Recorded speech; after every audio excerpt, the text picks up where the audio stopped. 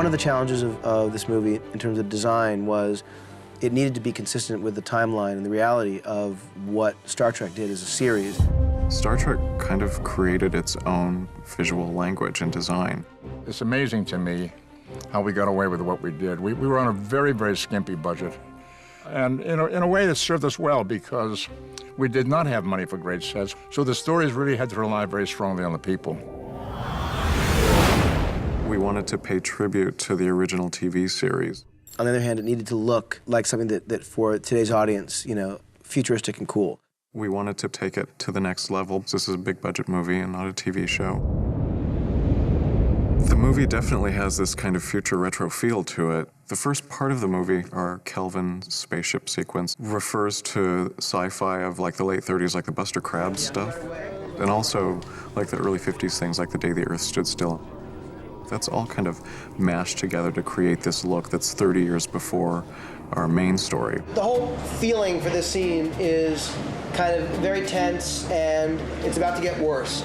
The idea is that a very unusual thing just happened. You guys have picked up that there is some kind of anomaly, some ship that has not been seen before. What is the closest match of registry? Nothing even close, sir. The Kelvin is the first big interior spaceship bridge that we see, and it's the most that you would look at and go, oh yeah, this must be the new Star Trek movie, because it kind of looks like what you've seen before. The Kelvin is the generation before the Enterprise, so this is kind of the ship that's been around for 30 years, and it's not necessarily on its last run, but it's the old model. And we did that on purpose because we wanted the Enterprise to feel very new as compared to the Kelvin.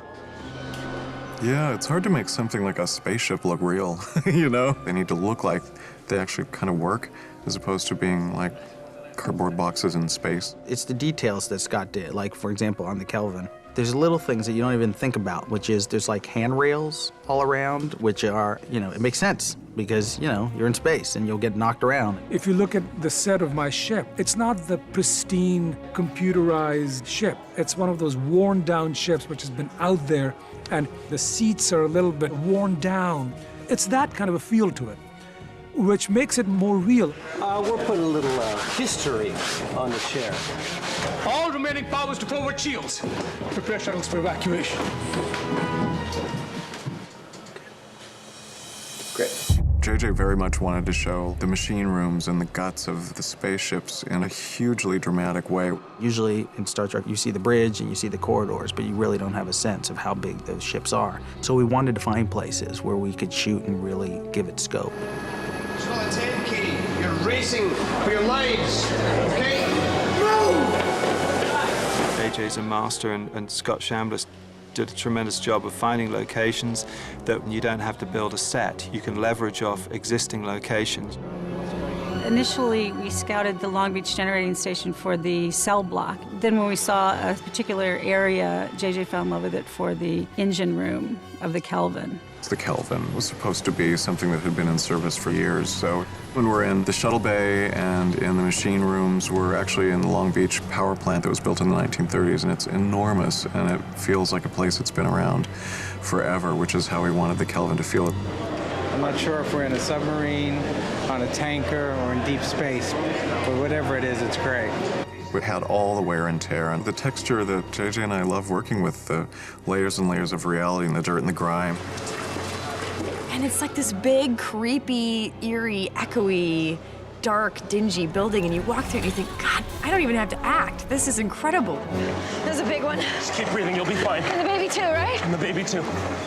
All the bridges and stuff that I had to go on between the Kelvin and getting on the shuttle, and just the fire and the water and the sparks and the stuff, and I mean, there was no having to imagine anything. Let's go, move, move! The interior of the Kelvin is very submarine-like, and then when we cut to the exterior of the ship, sort of reflects that. It's very worn, very used. It's a lot darker than we're used to seeing ships in Star Trek.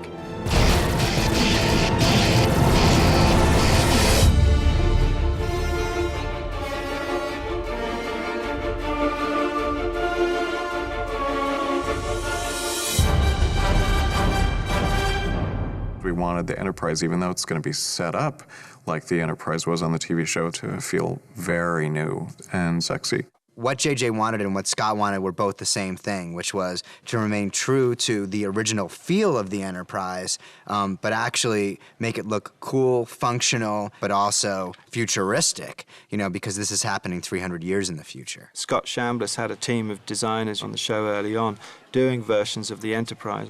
And then we have a guy, Alex Yeager, who really made sure that it was a real 3D thing, it worked, and add details and add functionality to it. At first, we were kind of all apprehensive because we're like, this is going to be some crazy off-the-wall thing. And it actually turned out to be a very sort of homage, I guess, to the original series Enterprise. There was a lot of checks and balance. We say, well, should that engine be on, or what does that engine do, or how do these doors open?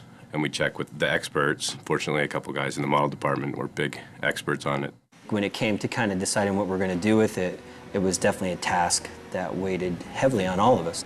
The Enterprise is the quintessential gemstone of science fiction. There's nothing bigger, more iconic than the Enterprise.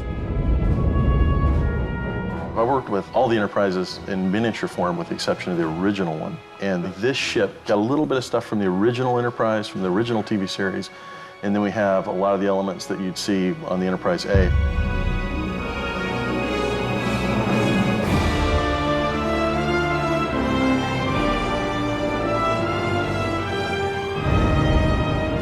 JJ had said that he wanted to turn it into a hot rod.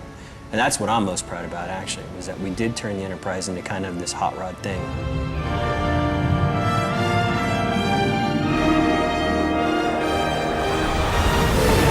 I think the newest part was the nacelles going from a basic cylinder, which they were on the original series, to these sort of swoopy forms. Another thing on this ship, too, was that JJ wanted something to happen to the ship when it goes into warp. When I was a kid and I watched Star Trek, the ship never really did anything. You know, nothing really moved. And I was sort of determined, actually, to put some moving parts on it, you know. When the Enterprise goes into warp, we have these panels that pop up on the back of the engine that sort of help us know that this thing's about to go into warp. It's one thing that is a little off-canon in comparison to the original series is our Enterprise is about twice as big as the original Enterprise. But that was done to just increase the grandeur of the Enterprise, and so our Enterprise turned out to be a little more than twice the size of the original Enterprise. One of the very important shots on the show, obviously, was the first time that you see the Enterprise in its full glory. And JJ said, let the ship break frame. It's like the ship is so big that the camera can't contain the whole thing. So you'll notice the edges of the ship are actually cut off, and it makes it feel bigger and grander. We did a lot of research on what does an object look like, you know, when it's that big. I remember watching the Queen Mary 2 when it came to San Francisco, and it's all a little khaki wampus all over the place. Each of those panels is just not true. If you have a ship that's 1,500 feet long, you're never going to get a perfectly straight line down it. Anything that's built by the human hand has slight imperfections. When a computer draws a straight line, it is absolutely straight. There's no error. And so when you want to look at the Enterprises, each panel just has to have just a little bit of imperfection. So we spend a lot of time, and we're very meticulous with doing that, because it's easy to look at something and say, you know what, that looks fake, or it doesn't look quite right. And one of the things we pride ourselves on is just putting that extra work in. And you'll see it when light or the sun travels across the surface. It just changes just slightly as it goes from one panel to the next.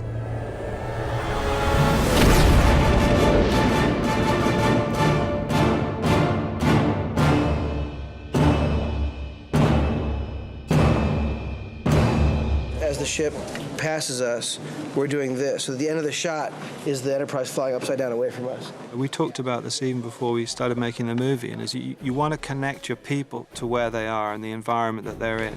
So JJ really wanted these ships to look so real that when we push in through a window, we imagine that, okay, now I know what's on the outside and this is on the inside, and they connect.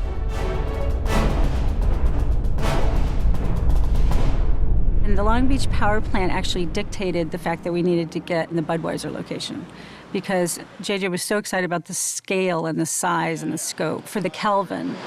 Beer. Which meant for the Enterprise, we needed to find a clean, spanking new version of the same thing of enormous scale to shoot in. Well, JJ wanted the engine room to be impressive, like almost like the guts of the Titanic. You know, you'd never really seen the workings of a starship. And the Enterprise is massive, you know, it's a big, big, big ship. And so the drive for it has to be a significant piece of engineering. Welcome to the Enterprise machine room. Because once again, we'd never be able to afford to build a set like that on the stage. And our brilliant location manager, Becky Brake, came back with photographs from the Budweiser plant in Van Nuys. It's a beautiful factory on the inside. Everything's stainless steel and gorgeous and brand new and working. And it felt like, you know, if we were doing the launching of a new ship, we're better than at a beer factory. Can you literally pour a glass of beer?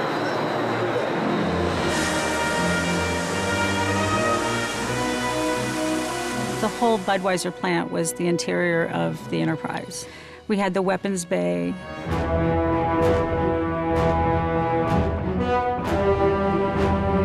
We had the powerhouse, which was where Scotty gets stuck in the water. Mr. Scott!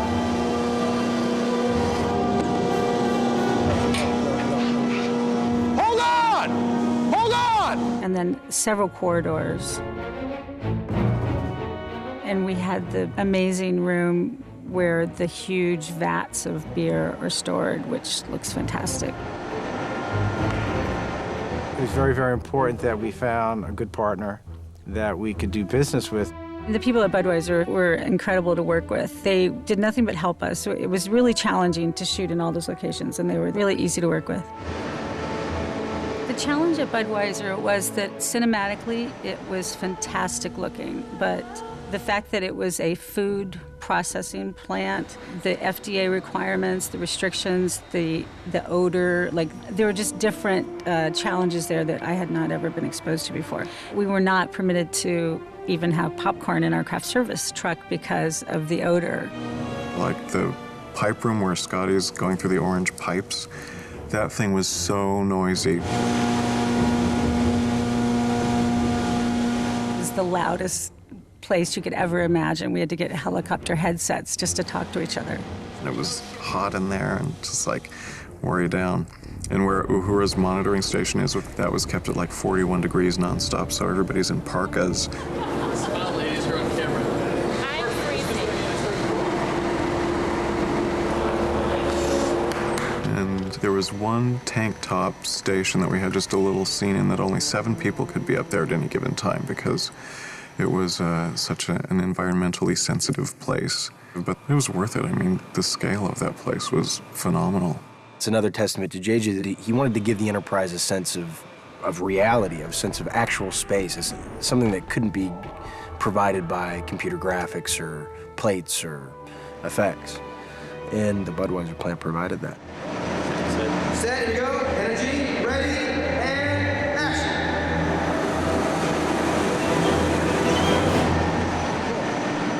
And cut, beautiful. Got it. The Enterprise Bridge was probably, for JJ and I, the most challenging of all of the sets because it comes weighted with so much expectation. You know where Sulu's going to sit, you know where Chekhov's going to be, but what does that look like? JJ always said he wanted people who stepped onto the Enterprise Bridge set to go, oh my God, we're here on the bridge, it's the Enterprise. And yet at the same time, he wanted it to feel fresh and new. I wanted to refer to the real serious heavyweight designers of that moment in the 60s and 70s, like Pierre Cardin. There was this really strong, kind of sleek modernist vision at play with the best of the designers of that time. We went through 3 different phases of what the Enterprise Bridge was going to look like. The first pass I did at it totally embraced the notion of, okay, we'll really make this feel like it's for a new time and a new audience. And it was so much that JJ lost track of the original bridge. It felt like it had gone too far away from its center. So we did another pass edit that brought the whole thing way back down to what was really familiar, but I was kind of bored by it. It was so reverential to me that it was like sort of lifeless, and JJ felt the same way. So what you see on the screen now is a hybrid of the two, and I think by far it's the best solution that we could have come up with anyway. And it took that process of kind of going way out in one direction, pulling way back in the other, and then going, okay, let's mash them together. And the mashing was really challenging because, you know, the 60s cardboard box look and the super swank 2000 whatever look aren't bedfellows necessarily. Scott Chambliss designed a bridge that was completely in the spirit of the original show and films, but is, for today's audience, something beautiful. It was literally in the same stage that the Enterprise is, on Paramount, that the Enterprise has been for the last however many years. The very first day I met Chris Pine, we went and had a look at the construction of the Enterprise. We both stood on board this kind of wooden structure. It was just the bare bones of a wooden Enterprise. Both of us were even in awe of it, just these bits of wood, just going, wow.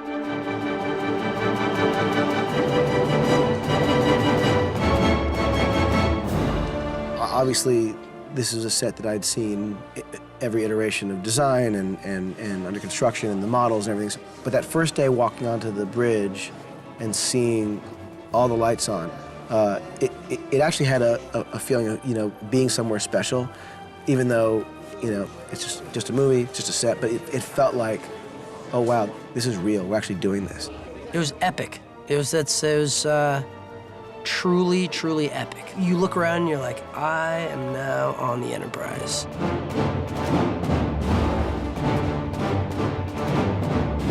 I was blown away. It's phenomenal. I was blown away, and it was like that every day. It was not lost on me that this is something that is important to a lot of people, including myself. So there's a sense of traveling into cinematic history. If you had asked us to step onto the bridge and we hadn't written the movie, it would have been a jaw-dropping experience, as close to a waking dream as I think we've ever felt. It was almost like walking in a church. I didn't want to touch anything. Yeah, and people were like, no, go ahead. I was like, no, if I don't want to break anything, sit in the chair. I don't want to sit in the chair. Caller ID. So many people wanted to sit on the Enterprise bridge captain's chair, and I couldn't sit on it. I just kept walking kind of around it looking, and I never once sat in that chair. I think everybody had a seat in the captain's chair.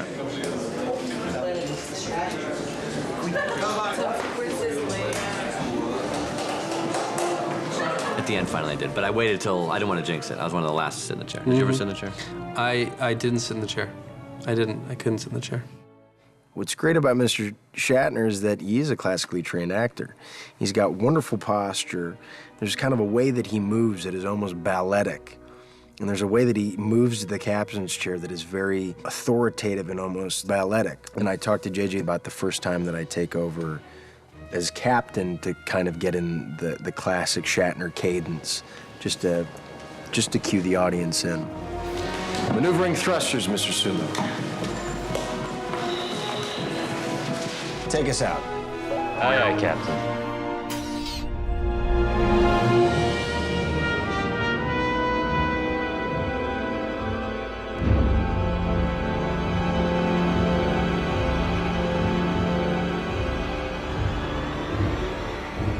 The Narada is a totally different case from all of these other ships because even though the Romulans are part of the Star Trek story, this particular character, Nero, and this ship don't exist in the canon, so we got to start fresh from that. It starts off as a kind of a blue-collar Romulan mining ship, and during the journey becomes something, you know, a lot more terrifying.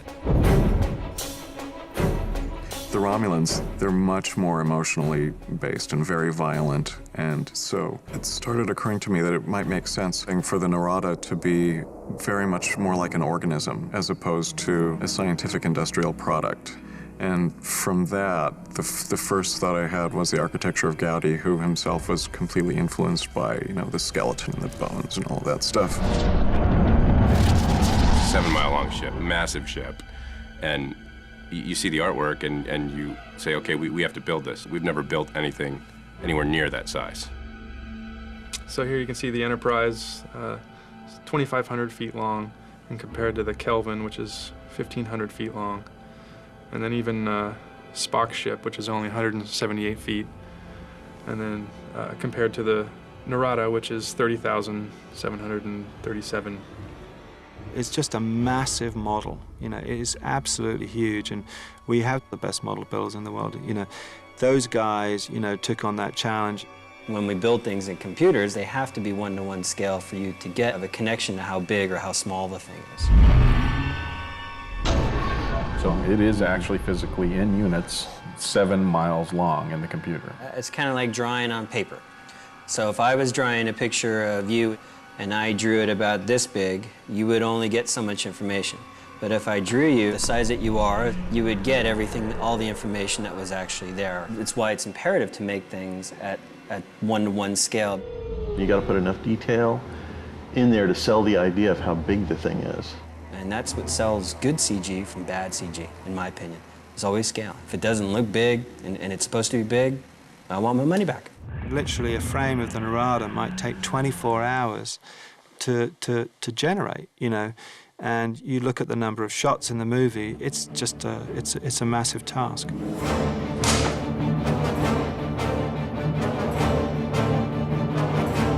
Scott Chambliss understands critically how much set is an extension of character. And the Narada said so much just in its physical presence about who Nero is. And when you walk onto that set and you feel the kind of dankness and the water on the floor, and you get an immediate sense of what has been going on in Nero's head for so long. Answer my question. No, you answer for the genocide you just committed on a peaceful... I prevented genocide! Well, let's get one thing straight. My ship is badass, right? I mean, it's not a hybrid, that ship. It runs on high-octane gas.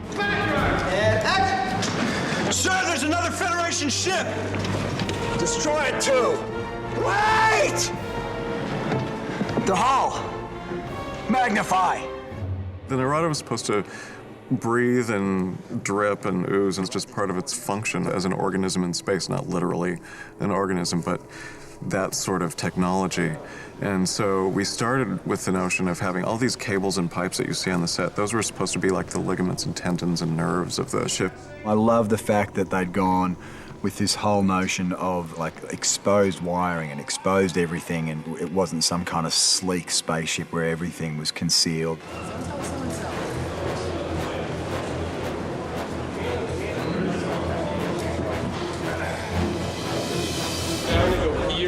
I want one. You can't buy them, but I want one. One of the things that was really clear right off the bat was, as scripted, there was no way we were going to be able to afford to build these as traditional stage sets. It was just like too big. This guy is, because of the mass of it, this is going to turn into a separate header piece. So that'll facilitate turning it over easier, and we'll have about a 28-foot run of this one. So from that point, I started thinking of the old days when I used to do Broadway shows. A wall coming in from here, a wall coming in from there, something flying in from there, and then you take the same elements and just rearrange them, and you've got a whole other set.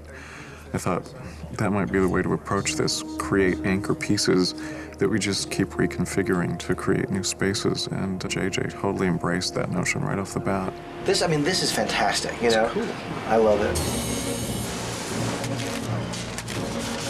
The Narada is huge styrofoam sculpted pieces. We arranged, for example, like in the bridge configuration, where there's that big cone that's going to have holograph projections coming out of it. That's how Nero runs his ship.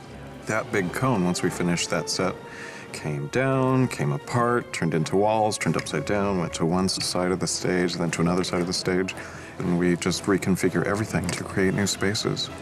And we had to schedule the movie around it because at times it took overnight and at times it took a weekend to reconfigure all these big pieces so that they could become different sets. So the scale of the ship is gigantic. It's so huge, especially in relation to the Enterprise. And part of the ability to do that comes from the way he designed these movable pieces, which was just genius.